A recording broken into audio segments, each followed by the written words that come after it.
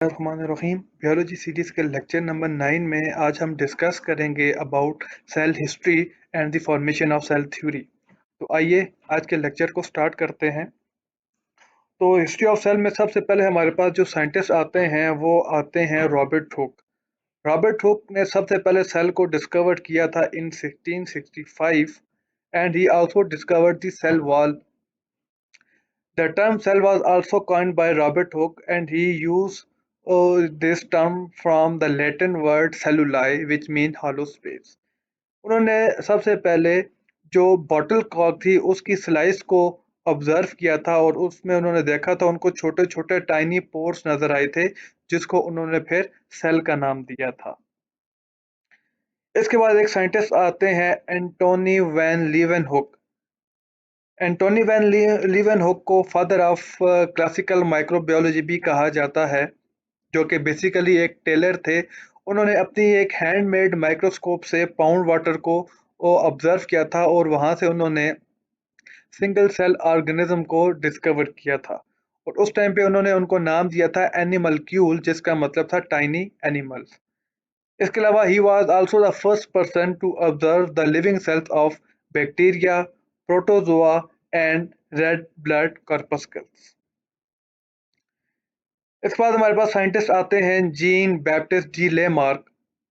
In 1809, he observed the parts of plants and animals under the microscope, and after observation, he concluded that all living organisms are made up of cellular tissues.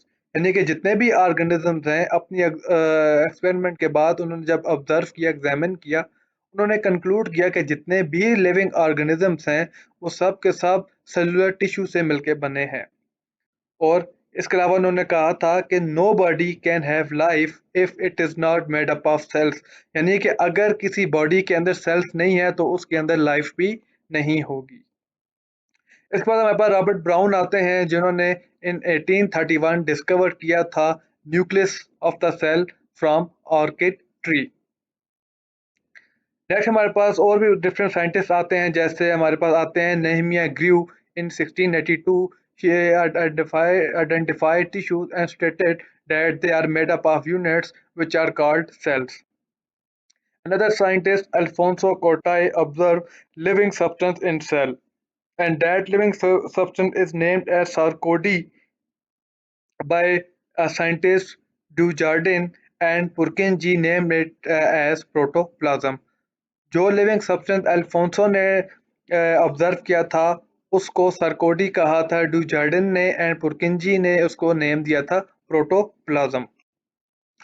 Next हमारे पास दो scientist आते हैं, Schleiden and Schwann, जिनका major role था in the formation of cell theory.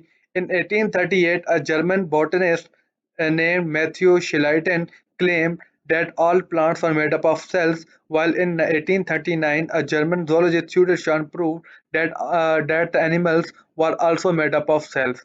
These both scientists proposed that all living organisms are made up of cells, and this is the first statement of a cell theory.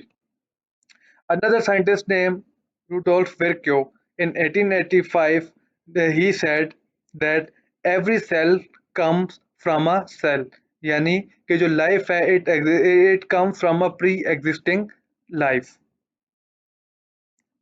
Louis Pasteur in 1662 provided experimental proofs for Virchow's idea.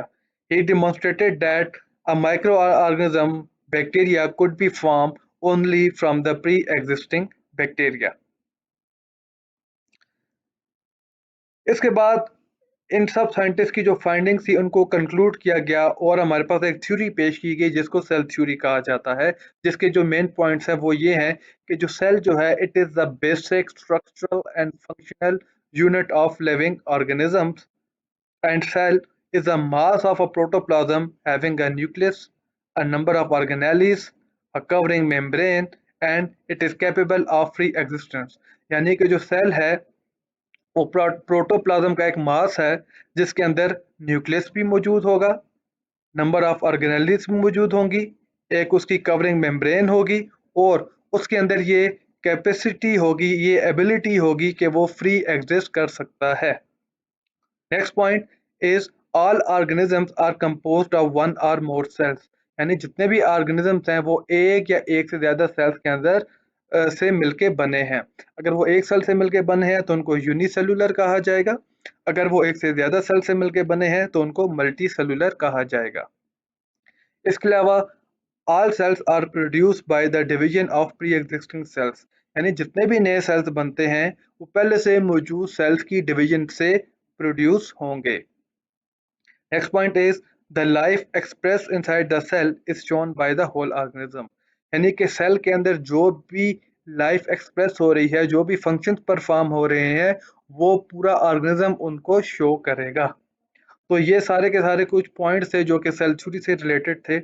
उम्मीद है आपको आज की video पसंद आई होगी। अगर आप आज की वीडियो से रिलेटेड कोई भी सजेशंस हैं तो आप वो कमेंट में दे सकते हैं। तो मिलते हैं आपसे इंशाल्लाह नेक्स्ट वीडियो में, तब तक के लिए अल्लाह हाफिज़।